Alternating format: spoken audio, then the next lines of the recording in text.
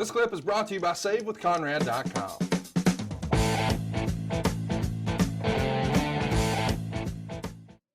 Let's go a few weeks later, January 24th, the Royal Rumble. It's a rematch here for The Rock and Mankind for the world title. It's an I Quit match. And this winds up being one of the more brutal matches of all time. We've talked about this in long form. Check it out in our archives if you'd like. It's 21 minutes, 46 seconds. The gist is they play a tape from a Mankind promo earlier in the night when Foley has the mic in front of him, his lifeless body, so it seems, and The Rock has shoved it down there, and they play the tape over the PA. I quit. I quit. So it's a screw job finish, but that's not really the story.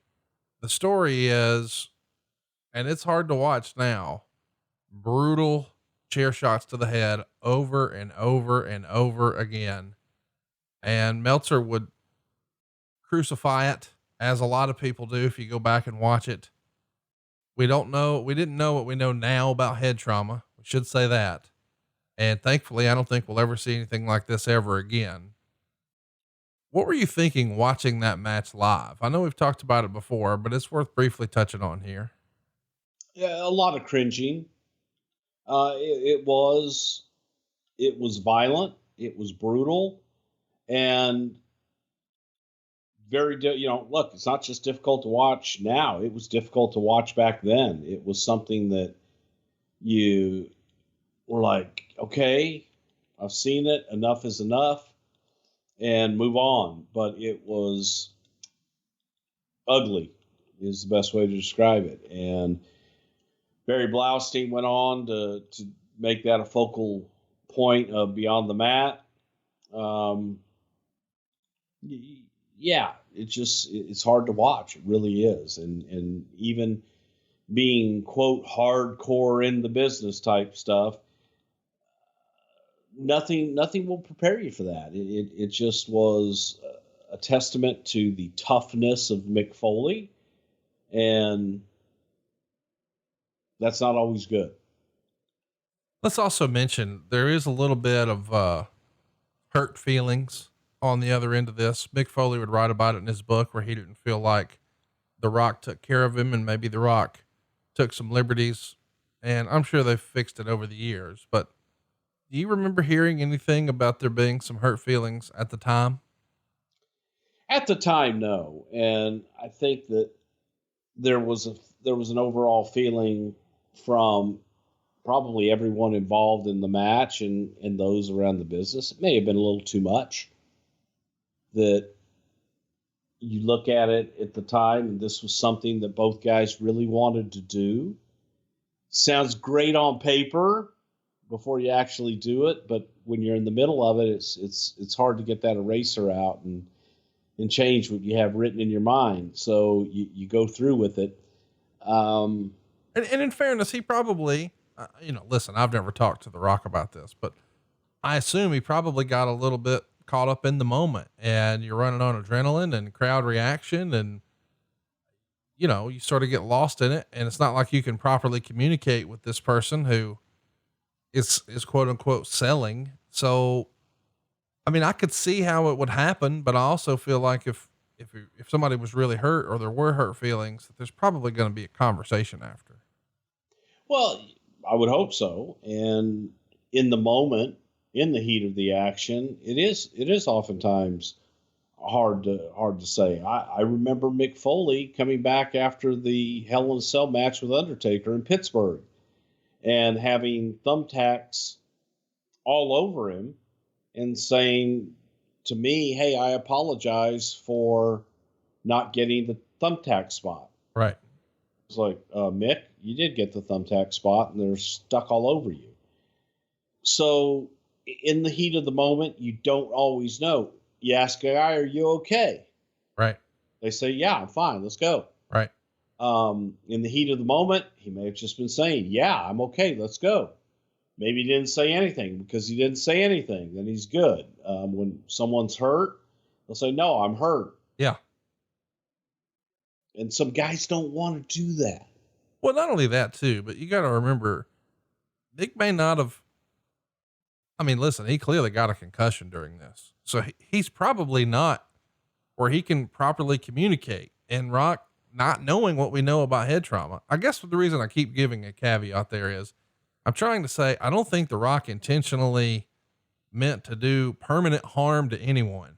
I know that sounds silly, but The Rock has been crucified for this over the years. And it was a different time where we didn't know what we know now, and it'll never happen again. But it's just hard for me to imagine that anyone would maliciously and purposefully with bad intent do anything to Mick Foley, if that makes sense. I know for a fact. I mean, no one can sit there, but I know Rock, I know Mick, and I don't even think that they could convince me, that Rock could convince me. Yeah, I wanted to take his head off. I wouldn't believe it. Right. I know that there was a lot of respect and admiration between the two, and both are professionals. So you couldn't convince me that, that Rock was like, oh yeah, I'm just going to take liberties and swing at the guy, without they did discuss it ahead of time and had an idea of how brutal it would be. Sometimes it's just worse in real life, folks. And people get carried away trying to paint a picture, right, that they have in their head that sometimes they can't see. You can't see the forest for the trees. And there is also the old, it's not who goes over, it's who got over deal. And if you're trying to build that, hey, The Rock is mankind. I mean, not The Rock, but mankind is Rocky, and he has no, there's no quit in him. You can't, he's never going to do that. So supposedly they had agreed on 5 chair shots. It becomes 11, and there's hurt feelings. The other thing that's of note here that we have touched on, and I want to move on from this, but beyond the mat, Barry Blaustein is there filming Mick's wife, Colette, and the kids, all ringside, watching their husband and dad get obliterated by the chair. And man, that's kind of hard to watch in the movie. In hindsight, do you think Vince regrets allowing Blaustein to film the family here? Cause it doesn't exactly paint the best picture of the company.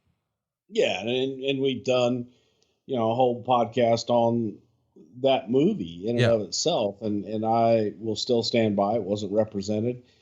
It was going to be a documentary and something that was going to be in film houses and art houses, not distributed commercially.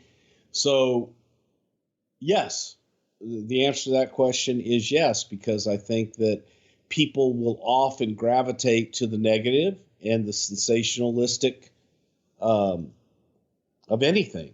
Just, that's easy. People want to see that. People want to see what they're not supposed to see. They are intrigued with negativity, which is sometimes hard to comprehend, but I get it. And so, yeah, I think that they portrayed this in a way, but I don't know it was an accurate way. The next night on Raw, Big Boss Man is going to beat The Rock. That's right. The Big Boss Man beats The Rock in a hardcore match to determine the number 1 contendership. Rock's going to grab a camera and take a photo during the match. Lots of brawling through the crowd. He's even going to whip the Boss Man with Earl Hebner's belt. He uses the rock bottom on the stage. Prince Albert runs in. Rock hits Albert with a chair, gives Boss Man the people's elbow. Albert makes the save. Boss Man gets the pin in 4 minutes and 41 seconds with that Boss Man slam, and The Rock goes nuts, destroying Boss Man with a chain and Albert with a TV monitor. Everybody's bleeding. Rock also destroys Sergeant Slaughter, another referee, and even your brother, Dr. Tom. So we're seeing a badass version here of The Rock. Is this to show the dark side, the mean side, the angry side? What are we trying to accomplish with The Rock here in this segment? Well, I like to call that going Samoan. Okay. And Rock did it pretty damn good. And this was an opportunity to just show an unhinged Rock, and holy shit, you piss this guy off, well, what's going to happen? So yeah, that was a going Samoan Rock, and be able to go out and beat everybody's ass. You then have completely forgotten that he just got pinned for 1, 2, 3. Hey, it's Conrad Thompson. Thanks for checking out the podcast here on YouTube.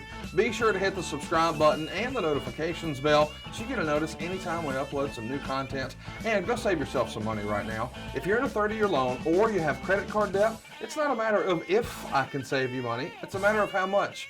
Find out right now for free at SaveWithConrad.com.